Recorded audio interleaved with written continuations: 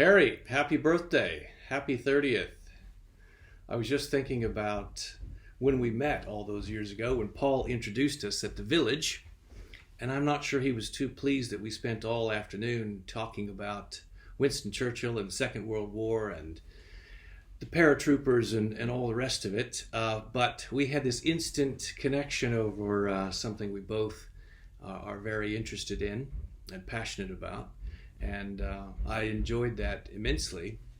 And I remember a few years after that when I was able to get you that ticket for the Churchill Conference in Oxfordshire, and you gave that terrific speech about Gallipoli.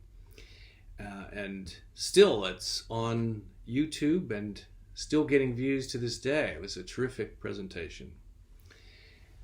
So thinking about your birthday, I was reminded of this story about Churchill. He was being photographed on his 75th birthday. He was at Hyde Park Gate, and the young photographer said, well, Mr. Churchill, I do hope that I can photograph you on your 100th birthday. And Churchill quipped in his enigmatic style, well, young man, you seem fit and healthy enough. I don't see why not. So I was also thinking about, when Maddie asked me to do this video, something else reminded me of a Churchill story, if you can imagine that.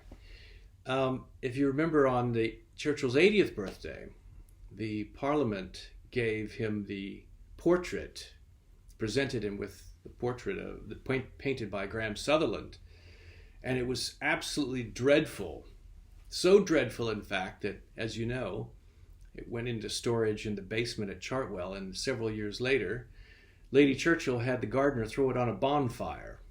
Well, I hope that doesn't happen with this video. I hope that Maddie's a little bit more of a sympathetic editor than was done with that particular birthday gift. And I'll just leave you with one final Churchill story that, if you remember when Arnhem took place in 1944, of course you know because you've studied that extensively, Churchill was aboard the Queen Mary when he found out how the 1st Airborne Division, 1st U.S. Airborne Division, was decimated in that first attack. And Field Marshal Smuts called him, or telegraphed him actually, to commiserate about the what Smuts considered a failure. And Churchill telegraphed back in a quote. He said, "I think you've got Arnhem a little out of focus. The battle was a decided victory, but the leading division, asking quite rightly for more, had a chop. I have not sustained any feeling of disappointment over this, and I'm glad our commanders are capable of running these kinds of risks." And then later, with a great deal of emotion, he also said about the 1st Airborne Division, "Not in vain is the boast of those who returned to us. Not in vain is the epitaph of those who fell."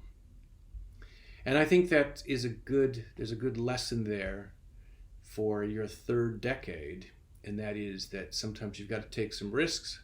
Sometimes you're going to have some bumps in the road, but it's not in vain. In any case, Michael and I would like to wish you a very happy 30th. Looking forward to seeing you tomorrow for dinner up in Newport. And we have the greatest confidence in you and can't wait to see what you accomplish in your 30s. And I think that it calls for a glass of Paul Roger, and I hope we can have one tomorrow as well. So happy birthday.